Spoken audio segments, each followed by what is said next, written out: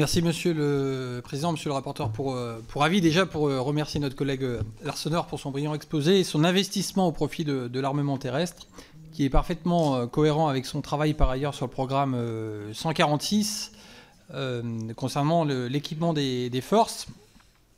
En complément de ce qu'ont dit nos deux collègues, rappeler que ce programme CAMO pour capacité motorisée est massif, puisqu'on parle de pratiquement 500 engins blindés, 1,5 milliard d'euros. Mais au-delà de cette masse, c'est également un programme profond qui illustre, à mon sens, une parfaite confiance, comme on a pu le remarquer, de la part de notre partenaire belge. Confiance, pourquoi ?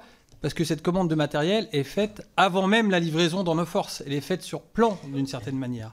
Et par ailleurs, confiance, puisque ce programme inclut un alignement des doctrines et des formations des Belges sur les Français pour permettre une interopérabilité des systèmes et des hommes au niveau compagnie. Donc programme massif, programme profond et programme également très prometteur, puisqu'on tend vers une composante terrestre commune. Je regarde l'étape suivante et on peut en être fier. On aura la capacité de continuer à développer Scorpion, puisqu'il y a encore de nombreux développements qui arrivent pour la V2, pour la V3, avec davantage d'économies d'échelle.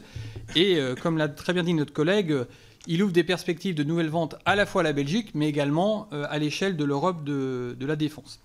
À mon sens, deux facteurs de succès en particulier, en complément de ce qui a été dit, ont permis ce programme. Le premier, c'est que quand la France innove sur la base de ses rétextes des opérations avec le triptyque déjà armé BITD, on a vraiment quelque chose qui est pertinent. Il faut rappeler que Scorpion, ça fait plus de 10 ans que nos armées travaillent dessus.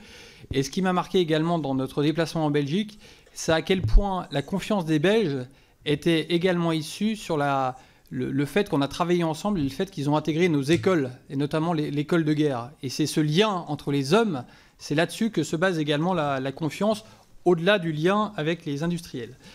Ma question porte sur la compatibilité entre les calendriers de livraison pour les Belges et pour notre armée de terre, puisque avec Seren, nous avions proposé dès 2017 une accélération du programme Scorpion, accélération qui a été retenue dans le cadre de la LPM, et l'armée de terre s'est organisée autour de ce programme structurant. Et en tant que rapporteur, on est bien entendu attentif à la fois aux opportunités que génère ce partenariat avec les Belges, mais également inquiet de tout risque de dérapage dans le calendrier, sachant que concernant Scorpion, des légers retards sont déjà observés, notamment les tourellots téléopérés et également la Vétronique. Donc, monsieur le rapporteur pour avis, pouvez-vous nous rassurer sur le fait que la livraison de matériel aux Belges ne viendra pas impacter les livraisons de matériel à notre armée de terre ? Je vous remercie.